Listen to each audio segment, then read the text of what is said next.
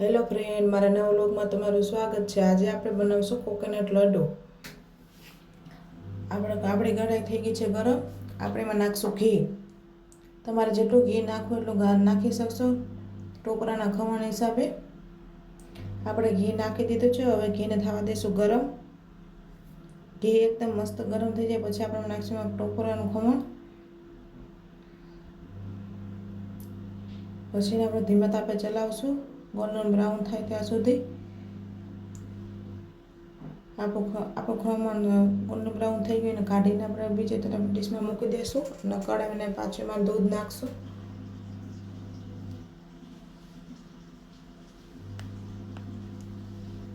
દૂધને પણ ઉકળવા દઈશું ધીમા તાપે। મેં ધીમે ધીમે કરીને 3 વાર દૂધ નાખ્યું છે। આપણું દૂધ મસ્ત રીતે ઉકળી જાય પછી આપણે એમાં નાખશું ખાંડ।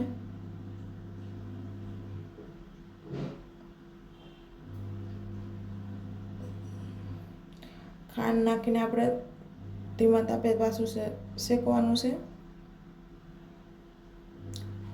જો ફ્રેન્ડ તમને મારો આ વિડીયો ગમે તો લાઈક કરજો, શેર કરજો, સબસ્ક્રાઈબ કરજો। મેં પહેલાં પણ કીધું હતું મારા રસોડામાં સુવિધા ઓછી છે પણ મારી રસોઈમાં પ્રેમ, મીઠાશ ને લાગણી વધારે છે। પછી આપણે એમાં નાખશું ચોકો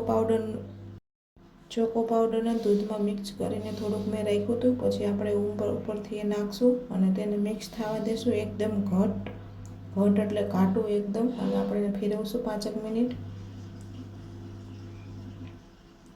એ એકદમ ઘાટું થઈ જાય પછી આપણે એમાં નાખશું ટોપરાનું ખમણ। પછી એને પણ આપણે ધીમા તાપે ચલાવશું। એ મસ્ત ચોકલેટ જેવી સુગંધ આવે છે ને। પ્રાંશુલભાઈને તેમ મમ્મા તમે શું કેક બનાવો છો? પછી મેં કીધું હા બેટા તારા હાટું કેક બનાવું છું।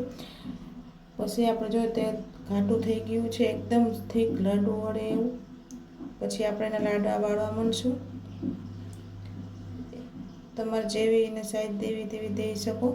પછી મેં લાડવા વાળી લીધા છે। પછી આપણે એને થોડા ખમણમાં રોલિંગ કરશું અને જો તમારે ઠંડા ખાવા હોય તો ફ્રીજમાં મૂકીને ખાઈ શકો અને એમને ખાવા હોય તો એમ પણ ખાઈ શકો। જો ફ્રેન્ડ મારો આ વિડીયો ગમ્યો તો લાઈક કરજો, શેર કરજો, સબસ્ક્રાઈબ કરજો। જય માતાજી।